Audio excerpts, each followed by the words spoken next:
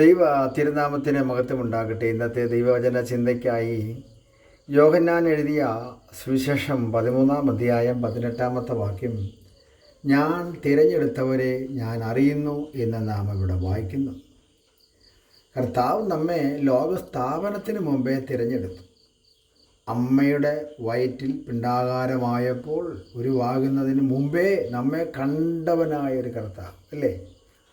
നമ്മൾ ഈ ലോകപ്രകാരം പാരമ്പര്യപരമായി ലോകപരമായൊക്കെ ജീവിച്ച കാലഘട്ടത്തിൽ നമ്മൾ അറിഞ്ഞോ ഈ വിശ്വാസത്തിലോട്ട് വരുമെന്നും ഈ രക്ഷ കരസ്ഥമാക്കുമെന്നും ഈ വിശ്വാസ ജീവിതത്തിൻ്റെ യേശു ക്രിസ്തുവിലുള്ള സന്തോഷവും സമാധാനവും ഒക്കെ അനുഭവിപ്പാൻ കഴിയുമെന്നൊരിക്കലും സ്വപ്നത്തിൽ പോലും വിചാരിച്ചില്ല. ആരും നമ്മളോട് ചിലപ്പോൾ പറഞ്ഞൊന്നും കാണത്തില്ല.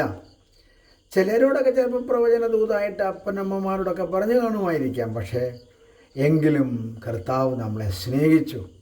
ആ സ്നേഹത്തിന് ഇന്നും കുറവ് വന്നിട്ടില്ല. അന്ന് നമ്മളെ സ്നേഹിച്ച് വിളിച്ച അന്ന് മുതലുള്ള സ്നേഹം ഇന്നും കുറഞ്ഞിട്ടില്ല.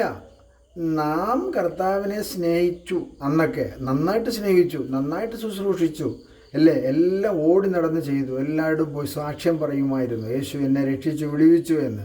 എന്നാൽ ഇന്ന് എങ്ങനെ ഇരിക്കുന്നു? ഇന്ന് സാക്ഷ്യം വല്ലതും പറയുന്നുണ്ടോ? അതാണ് കർത്താവ് നോക്കുന്നത്. കർത്താവ് ഇന്നും നമ്മളെ സ്നേഹിക്കുന്ന സ്നേഹമാണ്. അവൻ്റെ സ്നേഹത്തിന് ഒരു കുറവും വന്നിട്ടില്ല. പക്ഷെ നമ്മുടെ സ്നേഹത്തിന് കുറവ് വന്നിട്ടുണ്ടോ?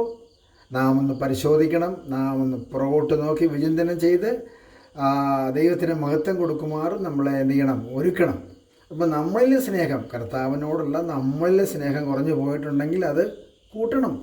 അത് ഒരുക്കിയെടുത്ത് ദൈവസന്നദ്ധിയിൽ പ്രാർത്ഥിച്ച് ദൈവത്തെ മഹത്വപ്പെടുത്തണം. കർത്താവ് നമ്മെ തിരഞ്ഞെടുത്തതാണ് കേട്ടോ. ആ തിരഞ്ഞെടുപ്പ് മറ്റാരേക്കാളും കേട്ടോ, സ്തോത്രം.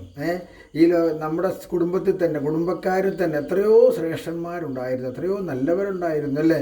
അവരെയൊക്കെ മാറ്റി നിർത്തിയിട്ട് നമ്മളെ തിരഞ്ഞെടുത്ത് വിളിച്ചു വേർതിരിച്ച് കൃപയുടെ കരങ്ങളിൽ നമ്മളെ സൂക്ഷിച്ചു. ഇന്നു വരെ നമ്മളെ പരിപാലിച്ച് നമുക്ക് വേണ്ടതെല്ലാം നൽകി തന്നു. കലത്തിലെ മാവ് കുറയാതെ, ഭരണിയിൽ എണ്ണ കുറയാതെ, പേഴ്സിലെ നന്മ കുറയാതെ, കണ്ണിന് കാഴ്ചയും ചെവിക്ക് കേൾവിയും ഓർമ്മശക്തിയും തന്നെ നമ്മളെ മാനിച്ച് അതിശയവും അത്ഭുതകരമായി നടത്തുന്ന ഈ ദൈവത്തെ എങ്ങനെ നമുക്ക് സ്നേഹിക്കാതിരിക്കാൻ കഴിയും? എങ്ങനെ സ്തോത്രം ചെയ്യാതിരിക്കാൻ കഴിയും? അതുകൊണ്ട് ഈ ദൈവത്തിന് മഹത്വം കൊടുത്തുകൊണ്ട് കർത്താവ് എന്നെ തിരഞ്ഞെടുത്തു എന്നുള്ള ഉത്തമ ബോധ്യത്തോടെ, വിശ്വാസത്തോടെ കണ്ണുകളെ അടച്ച് നമുക്ക് പ്രാർത്ഥിക്കാം. പരിശുദ്ധ പിതാവേ, മഹാദൈവത്തിൻ്റെ മാറ്റമില്ലാത്ത വചനം ഞങ്ങൾക്ക് അനുഗ്രഹിച്ച് തന്നതിന് സ്തോത്രം. യേശു ക്രിസ്തുവിൻ്റെ നാമത്തിൽ തന്നെ ആമേൻ.